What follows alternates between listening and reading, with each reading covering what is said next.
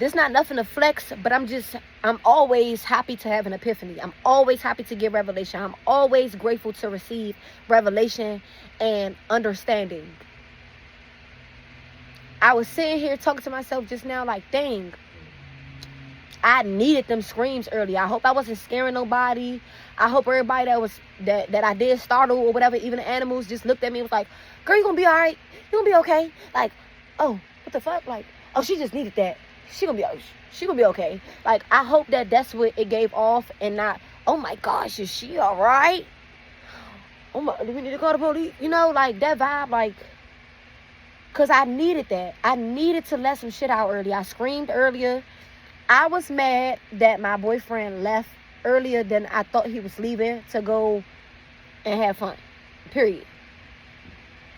My dad used to leave me at home to babysit my siblings, right? And I only say babysit because it wasn't a peaceful enough household for it to just been me watching my siblings. It wasn't that.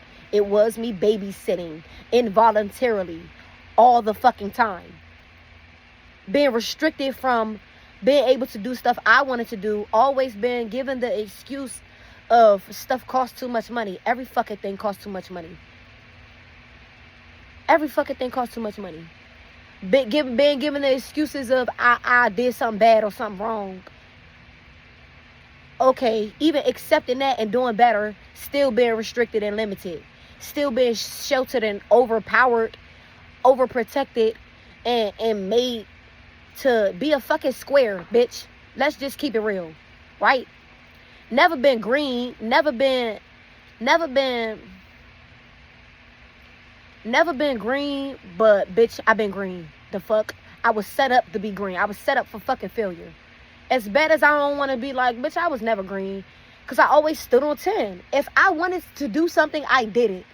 If I didn't want to do something, it's been times where I have had unfortunate situations happen to me, where I felt powerless and felt like I didn't have no control, or even if I utilized the control and power I had, it would end up worse or bad or whatever.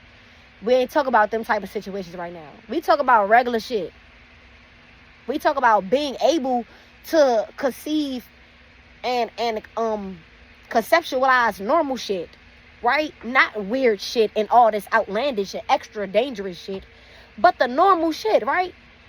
It was just like I was restricted from so much normalcy, and then I was ostracized and alienated and all these things and whatever. And I was just on live talking about it, but I was just sitting right here thinking like, damn, I was never mad at my man. I'm only mad at him because my family is involved. And I feel like, damn, that's making me think of my father, or feel those same feelings I felt of resentment, of like, you get to go do whatever you want, but you keep on leaving me at home. And I'm only at home because I don't want to go. So it's not, you know, like, that's why I said, I'm not mad at my man. I'm kind of just mad at my family right now. And it's not all my family because they don't owe me shit. I'm mad at my father. I was, and I'm trying to, I'm doing my best at letting go of the anger and resentment. I needed them screams earlier.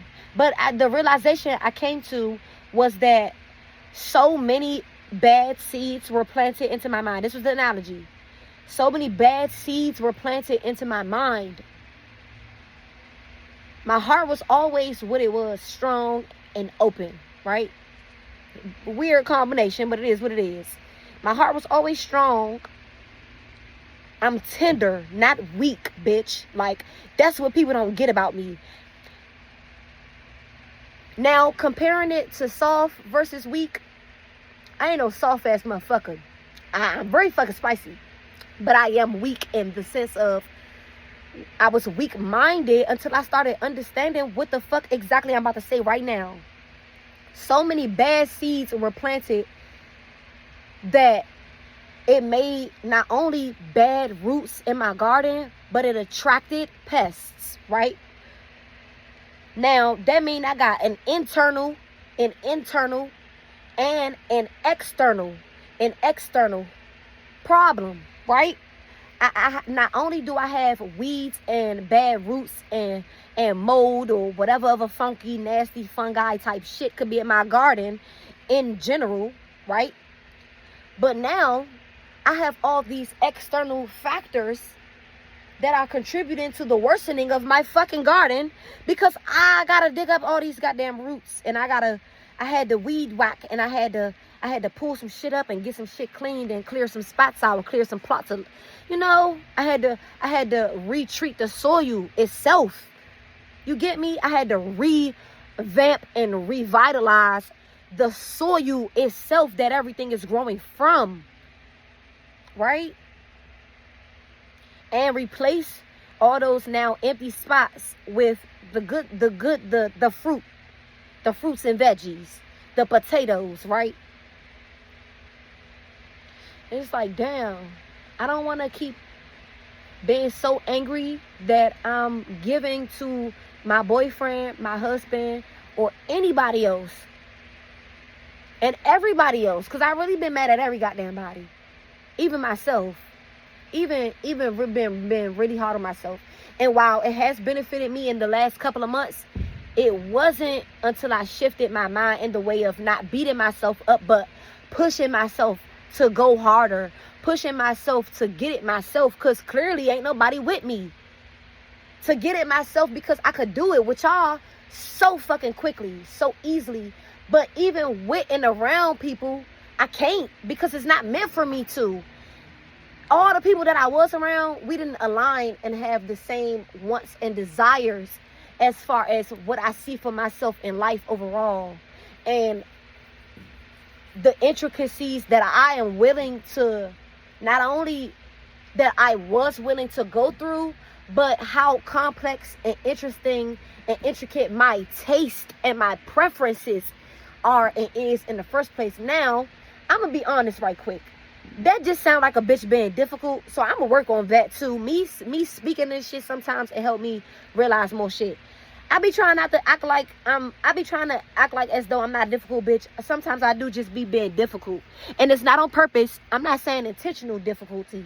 I'm just saying the fact that I just said my own desires, preferences, and what I see for myself and want for myself. Just because I'm very detail oriented and God is very detail oriented and let me peep a whole lot of stuff and let me see and hear, don't mean that I gotta take everything to heart personally and to the grave. I mean, what is it? To hell. Take it to hell, not take it to the grave. Take it to the grave is when you're keeping a secret. Take it to hell is when you like hitting below the belt, or like just dragging somebody, really reading somebody for fucking filth. When it's necessary. I talked about that on my live too. I try to only do that when it's necessary. But like, I'm just saying, I said all this to say, damn, my boyfriend ain't do it. My husband, my man, he didn't do it. He may get on my nerves, and the things that he's doing that I'm experiencing him do, or that we got going on, whatever experiences may trigger me and make me feel certain ways, because it reminds me of something else.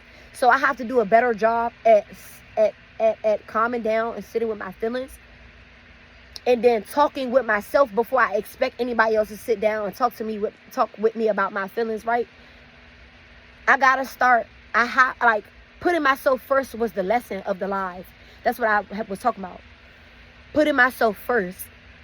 And I was so angry at everybody else for putting themselves first, because they were fucking me over in the process. The whole time, not that it's okay that they was fucking me over, but that's life though. Like, of course, I don't want to hear the person or the people that's fucking me over tell me that that's life, but they wasn't lying. Even if they was lying to me and that was the fucking me over, they never, not one single person lied to me about that right there that I just said. They all said the same shit. Bitch, what you want me to do? I gotta figure it out for me. Okay, so now it's my turn to figure it out for me. And I just hope it's the same energy, right? And it's let me catch myself, because I ranted and I vented to not speak like this anymore. So I'm glad I just caught that. I don't want to be like, fuck everybody, fuck y'all, fuck it, fuck you, fuck that, fuck y'all. I don't want to act like that. Sorry, kids. If it's kids in the room, if it's kids watching this, if this shit on speaker, if it's blasting, I apologize.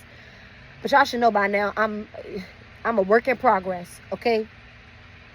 The point is, I don't want to be evil, nasty, and fucking vile and malicious. I don't want to be a vile person. I don't want to be a volatile person. I've been trying to not be and still been being that. So I'm trying to learn how to work through my feelings. If my emotions and my energy is what fuels my life in the first place, then that's my superpower, no? So it's like, bitch, it's time to grow the fuck up and get over a lot of shit. And to get over it, I have to not give a fuck.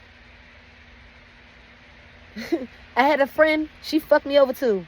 But I had a friend and she was telling me like, bitch, you going off saying you don't give a fuck. You lying. You lying to yourself. You clearly give a fuck.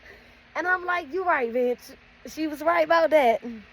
So, I don't know. I'm going to have some coochie wait for my man when he come home. That's all I got to say. Because he be getting on my nerves. But he didn't do nothing wrong. And he do most of the 99% of the shit he could do that he know how to do. Right. So, I've been trying to... Yes, I was mad in the sense of, damn, I always got to feel how I feel. And then it ain't nobody to sit through the shit with me. Bitch, that's misery. Like, I'm glad I don't be saying shit like that out loud. And I really sit with myself when I even have them type of thoughts. Because that's true misery. Like, that's depression. Like, that's... Bitch, yeah. Of course you want somebody to come sit with your sad ass. Come on, sadness. Nah, bitch, you got to get up and go do your job. You got to stay alert, bitch. You got to let us know when it's actually time to be sad about something. Like, you can't be just wasting all your energy, bitch. Like, what we going to do when it's time to do everything else? Hell no, we can't let sadness contaminate the office. We got to keep that bitch in her cubicle. Okay? We got to keep her in her cell, okay? And she ain't got to be locked up.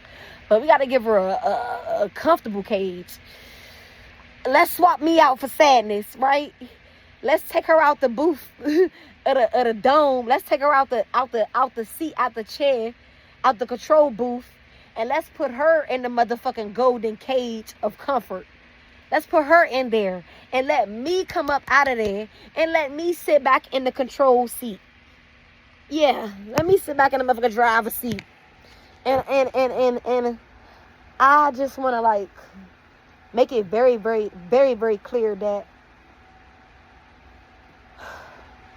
I'm that bitch. And I'm going to always be that bitch. I'm never going to stop being that bitch. And I'm going to be lit and lovable and respectful and respectable in the fucking process. And I'm going to run my money up like, bitch, y'all going to think I took Oprah position. We going to be kikiing and talking about you get a car and you get a car. And I might actually be giving motherfuckers cars. Again, because wasn't she really doing that? I don't want to say like she wasn't doing that, but I'm not finna be on no type of BS timing, no type of trafficking timing. I'm not finna be no pervert and all this, that, nothing. I don't want to do none of that. I don't want to do any of that. I just want to make enough money that I could take a couple trips and have fun in my life, you know? Have enough money that a vein ain't popping out my forehead every goddamn day because I'm worried about money and being mean. Because I feel like I can't go have fun myself. If I could go to Six Flags right now, bitch, you think I would have been crying earlier?